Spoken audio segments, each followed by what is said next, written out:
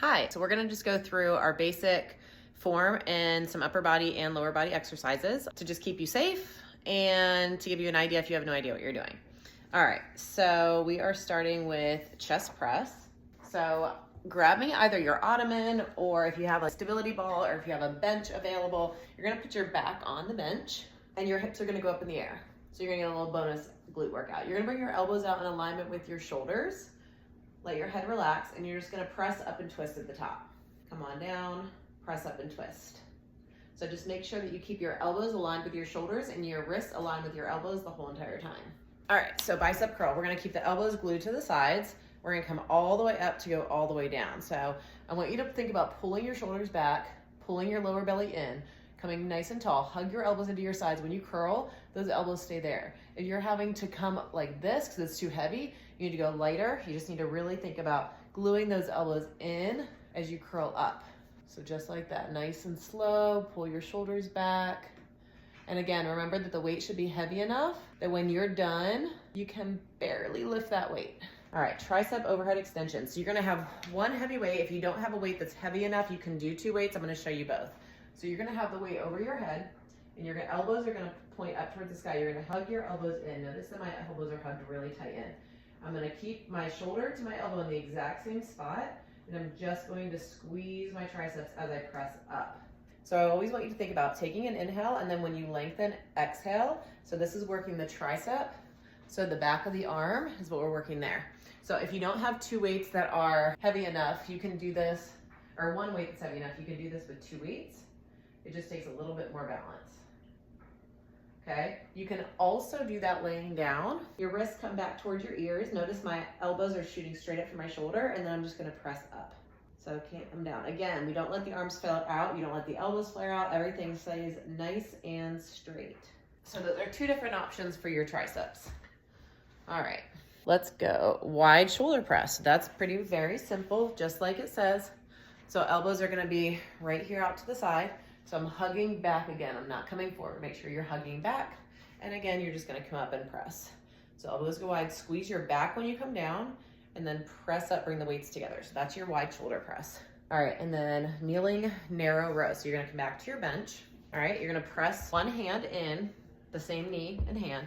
This is gonna come right down by your sides. You're just gonna pull up to come down. So you exhale when you come up, inhale when you come down. So anytime that you're contracting the muscle is when you exhale. So inhale to exhale, inhale to exhale, and then you'll do both sides.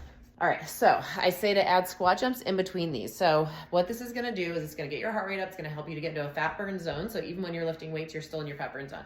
So what this looks like is your feet are gonna turn out nice and wide. You're gonna drop your hips down to come up to your toes. So all the way down, up to your toes. Now, if you feel up for it, you can jump like this.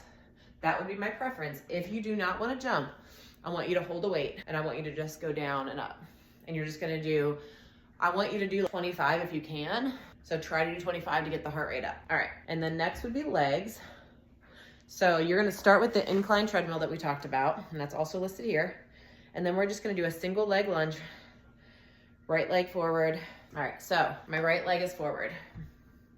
What I'm gonna do here is bring this leg way back. My left hand is gonna hold the weight, right hand is gonna go behind my back.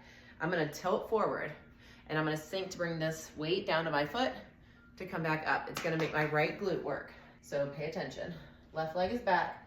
I'm gonna lean forward at the waist, pull the belly button in, lunge down to come up. So I'm still kind of keeping I'm not rounded out. Make sure you're not rounded out. So my back is still flat. I'm just hinging at the waist. Come down to come back up. And then you'll switch sides. All right, and then a goblet squat. So holding the weight this way where it hangs down, you're gonna hold it here. And this is again, back to our squat. So this is the same thing that you're doing in between. So let's say it's leg day, and I only have you doing squat jumps on an upper body day. So this is what you're doing, no jumping, just squeeze the glutes at the top. So when you do this, sit the butt back, chest is up, come up, squeeze the glutes. All right, hip thruster. All right, so again, you're gonna be back to your little bench. You're gonna take your heaviest weight, maybe two. If all you have are light weights, you're gonna put your back up, and all you're gonna do is drop your hips to lift your hips, just like this. And we're just gonna squeeze right here under the glute. All right, and then deadlift. All right, so same thing, got your two weights. So we're gonna do two different directions here. So first one, you're gonna separate your feet wide, turn toes out.